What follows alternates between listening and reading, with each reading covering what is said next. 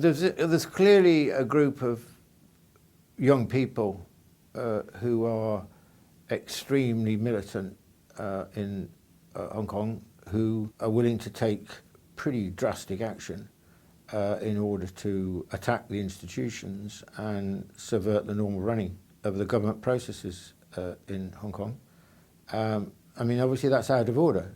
No government is going to tolerate that kind of behaviour. And it serves only to discredit a much wider movement of people who, in a genuine way, were against the extradition law which was being proposed by the Hong Kong government.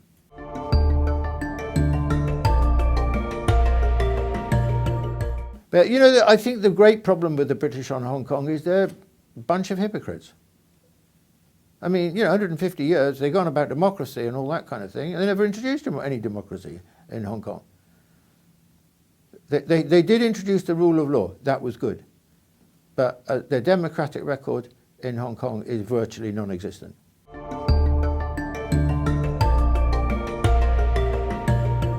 And those who just say, well, China's ripping up one country, one country, two systems, that's not true. That's not true. And some of the Hong Kong demonstrator heard saying it's now one country, 1.5 systems. That's not true. Hong Kong's still very much like it was. There have been no, in my opinion, really fundamental changes. But people are very, very worried that there is a creeping process, you know. And I think that speaks to their lack of trust. One country, two systems is not in Chinese historical or philosophical terms unique, but as a political solution to contemporary problems, it's relatively new.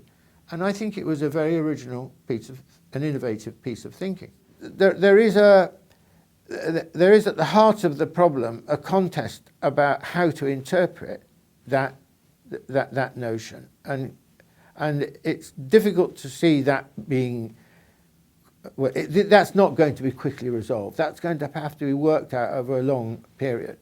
And in the process, I think it's extremely important that the Hong Kong government and the Chinese government win the trust of the Hong Kong people and the respect of the Hong Kong people. And what's damaging about events like these demonstrations is that they send the process backwards, not forwards. The whole problem of Hong Kong from the outset is a difficult one, because here's a piece of territory which was stolen by the British after the Opium Wars and subsequently added to. And ever since the British held it, which was well over 150 years, it was brought up in a Western perspective, a Western way of thinking. So although, you know, way near 97% or 96% of the Hong Kong population are Chinese, they don't really think like the Chinese on the mainland because they've been brought up to look westwards, not to look northwards. So by and large, the levels of ignorance, you'd be surprised, in Hong Kong about China are really extraordinarily high. Now, we're talking about a very long period, 150 years. Many generations of people have been brought up with these kinds of norms of values. That is not going to change quickly. That the process by which Hong Kong adapts to its relationship with the people, with the PRC, is bound to be, in my view, a slow process. And I did think that, I've always thought that, and events, to me, have made me think that it's going to take much longer than I thought, actually, to create a more, what I'm going to call a more harmonious situation.